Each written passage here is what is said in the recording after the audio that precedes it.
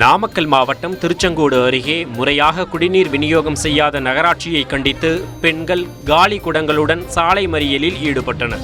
கீழவேரிப்பட்டி, வெள்ளாளப்பட்டி பகுதிகளில் 15 நாட்களுக்கு மேலாக குடிநீர் விநியோகம் செய்யப்படவில்லை என கூறப்படுகிறது. சாலை மறியல் காரணமாக அப்பகுதியில் சிறிது நேரம் போக்குவரத்து பாதிக்கப்பட்டது. கேரளாவிற்கு கடத்தப்பட இருந்த 600 கிலோ ரேஷன் அரிசி பறிமுதல் செய்யப்பட்டது. தேனி மாவட்டம் கம்பம் அருகே உணவு கடத்தல் தடுப்பு பிரிவினர் வாகன சோதனையில் ஈடுபட்டிருந்தனர்.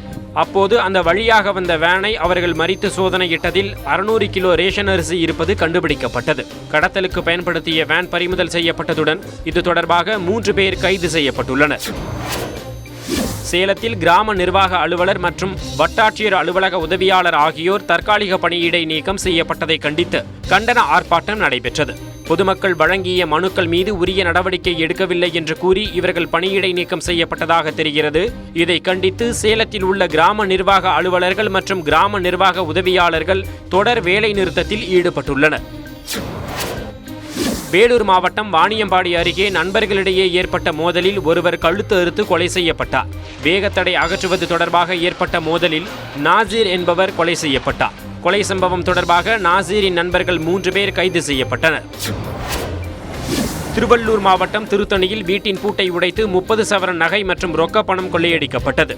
பாஸ்கர் ராவ் என்பவர் இரவு தமது வீட்டு மொட்டை மாடியில் தூங்கிக் கொண்டிருந்த போது வீட்டிற்குள் நுழைந்த திருடர்கள் பீரோவில் இருந்த நகை மற்றும் பணத்தை திருடிச் சென்றனர்.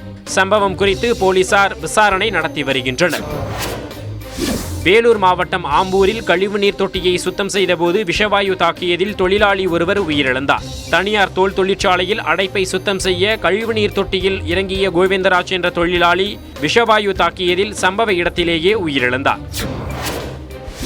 சிதம்பரம் அண்ணாமலை பல்கலைக்கழகத்தில் மருத்துவம், பல் மருத்துவ படிப்புகளுக்கான கலந்தாய்வு தொடங்கியது. முதல் நாளில் 1692 பேர் கலந்தாய்வுக்கு அழைக்கப்பட்டனர். இலவச மடிக்கணினி வழங்க கோரி விருதுநகர் மாவட்டம் சாத்தூரில் தனியார் பள்ளி மாணவிகள் சாலை மறியலில் ஈடுபட்டனர். சம்பவ இடத்திற்கு வந்த அதிகாரிகள் மற்றும் போலீசார் மாணவிகளிடம் பேச்சுவார்த்தை நடத்தினர். இதையடுத்து அவர்கள் கலைந்து சென்றனர்.